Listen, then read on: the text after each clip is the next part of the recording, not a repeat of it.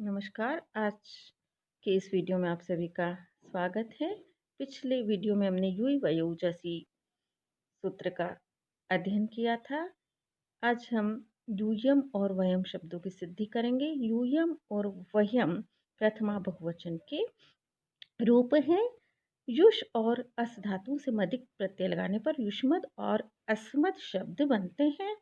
कृत तद्धित समासशास्त्र के द्वारा युष्मद और अस्मद की प्रातिपदिक संज्ञा होती है। स्वउजस समोट सूत्र के द्वारा जो है युष्मद और अस्मद से परे सु आदि 21 प्रत्ययों की प्राप्ति होती है। बहुषु बहुवचनम सूत्र के द्वारा बहुत्व की विवक्षा में प्रथमा बहुवचन का जस प्रत्यय लगाने पर युष्मत युष्मत युष्मत प्लस जस और अस्मद अस्मद अस्मद प्लस जस रूप बनते हैं। स्वरूपणा में एक शेष एक विभक्त सूत्र के द्वारा दो युष्मद और दो अस्मद शब्दों का लोप करने पर युष्मत प्लस जस और अस्मद प्लस जस रूप रहते हैं। ये प्रथमयोरम सूत्र के द्वारा जस के स्थान पर अम आदेश करने पर युष्मद अम और अस्मद अमरूप बनते हैं। युई वयु जसी सूत्र के द्वारा अम को जस मान कर उसके परे रहते युष्मद और अस्मद शब्दों के मकार पर्यंत भाग युष्म और अस्म के स्थान पर क्रमशः युई और वय आदेश करने पर युई अद प्लस अम और वय अद प्लस अम रूप रहते हैं। और युई अद और वय अद में हम देखते हैं कि युई में य में जो अ है उसके बाद अद का जो अ है वह गुण है। ऐसे ही वय में य में जो अ है उसके बाद अद का जो अ है वह गुण है, इसलिए यहाँ अतोगुणे सूत्र लागू होता है। सिद्धि में केवल इतना ही लिखना है कि अतोगुणे सूत्र के द्वारा पररूप एकादेश अ होकर यूय य हलंत लिखिए अ द प्लस अम। ऐसी वय य हलंत लिखिए अ द प्लस अम बराबर यूयद प्लस अम और वयद प्लस अमरूप बनते हैं। फिर शेषे लोपः सूत्र के द्वारा अंतिम दकार का लोप करने पर युई प्लस अम और वय प्लस अम रूप बनते हैं तथा अमी पूर्वः सूत्र के द्वारा अ प्लस अ के स्थान पर पूर्वरूप एकादेश अ होकर यूय में य हलंत हो जाएगा अ और म बराबर यूयम। ऐसे ही वय में य हलंत हो जाएगा अ और म बराबर वयम रूप सिद्ध होते हैं। यहाँ पूर्व रूप एक आदेश हुआ है अमी पूर्व से। अब पुनः हम लिखेंगे कि शेषे लोप सूत्र के द्वारा ही यूयद और वयद की टी अद का लोप करने पर यूय में यह हलंत हो गया यूय प्लस अम और वय में भी यह हलंत हो गया वय प्लस अम बराबर यूयम और वयम रूप सिद्ध होते हैं। अब जो अगले शब्द हैं वह है त्वाम और माम द्वितीय एक वचन के रूप है तुझको और मुझको। यहाँ भी प्रक्रिया वही है। युष और अस से मदिक प्रत्यय लगाने पर युष्मत और अस्मत् शब्द बनते हैं। कृत तद्धित समासशास्त्र के द्वारा युष्मत और अस्मत् की प्रातिपदिक संज्ञा होती है।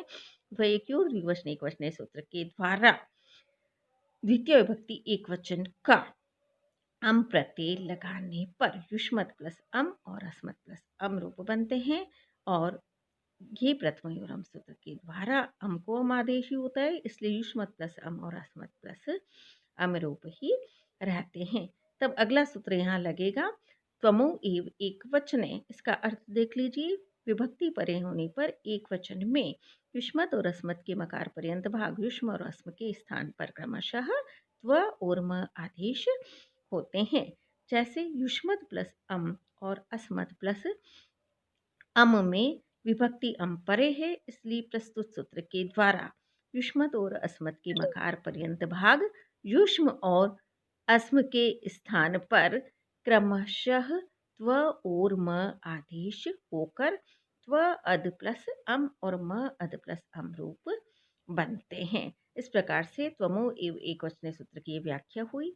और सिद्धि का हमारा क्रम चल रहा था, तो हम सिद्धि में लिखेंगे कि त्वमो एव एक वचने से युष्म और अस्म के स्थान पर क्रमशः त्व और म आदेश होकर त्व अद प्लस अम और म अद प्लस अम रूप बनते हैं। तब अतोगुणे सूत्र के द्वारा अ प्लस अ के स्थान पर पररूप एक आदेश अ होकर त्व में वह हलंत लिखेंगे अ द प्लस अम और म में भी म हलंत लिखेंगे। अ द प्लस अम बराबर त्वद प्लस अम और मद प्लस अम रूप बनते हैं। अब अगला सूत्र देखिए, द्वितीयायाम च। द्वितीय विभक्ति परे होने पर युष्मद और अस्मत् शब्दों के स्थान पर आकार आदेश होता है और अलो अंत्यस्य से यह आदेश अंतिम दकार के स्थान पर होता है। तो यहाँ उदाहरण के लिए हम देंगे, जैसे त्वद प्लस अम और मद प्लस अम में अम विभक्ति परे है, इसलिए प्रस्तुत सूत्र के द्वारा युष्मद और अस्मद शब्दों के दकार के स्थान पर आकार आदेश होकर त्व द के स्थान पर आ कर दिया तो त्व आ अम, और मद में द के स्थान पर आ कर दिया तो म आ प्लस अम रूप बनते हैं। तो इस प्रकार द्वितीयायाम च सूत्र की साधारण व्याख्या यहाँ तक हो जाती है। अब सिद्धि का क्रम भी हमारा चल रहा है, तो सिद्धि में हम लिखेंगे कि द्वितीयायाम च सूत्र से युष्मत और अस्मत् शब्दों के अंतिम दकार के स्थान पर आकार आदेश होकर त्व आ अम तथा म आ अम रूप बनते हैं। तब अकह सवर्णे दीर्घ सूत्र के द्वारा आ और त्व आ हमने बताया है, तो त्व में स्थित जो अ है वो अ और अ प्लस आ के स्थान पर, और म में स्थित जो अ है और उसके बाद जो आ है, तो अ प्लस आ के स्थान पर दीर्घ एकादेश आ होकर त्वा प्लस अम और मा प्लस अम रूप बनते हैं। तब अमी पूर्व सूत्र के द्वारा आ प्लस अ के स्थान पर पूर्व रूप एकादेश आ होकर, क्योंकि त्वा अम और मा अम दोनों में पूर्व वर्ण कौन सा है, तो आ में स्थित आ और मा में स्थित आ, तो आ प्लस अ के स्थान पर पूर्व रूप एकादेश आ होकर त्व व हलंत कर दो आ म बराबर त्वाम। ऐसे ही म हलंत कर दीजिए आ और म बराबर माम रूप सिद्ध होते हैं। अब अगला सूत्र देखिए, शशो न। इस सूत्र के द्वारा द्वितीय बहुवचन के युष्मान और असमान शब्दों की सिद्धि होती है। और द्वितीय द्विवचन का जो रूप है युवाम और आवाम, वह भी प्रथमा द्विवचन का जो रूप हमने सिद्ध किया है वैसे ही सिद्ध होगा।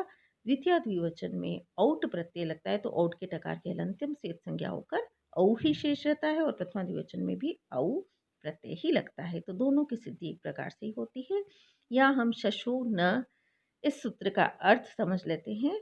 युष्मद और अस्मत् शब्द से परे शश के स्थान पर नकार आदेश होता है, और आदेह परस्य सूत्र के द्वारा यह नकार आदेश शश में से जब अश बच जाता है, लशक द्वितीय से शकार की संज्ञा रोप करने पर, तो उस अस के आदि आकार के स्थान पर होता है। आगे हम इस सूत्र की जो व्याख्या है अगले वीडियो में समझेंगे। आज के लिए बस इतना ही। बहुत बहुत धन्यवाद।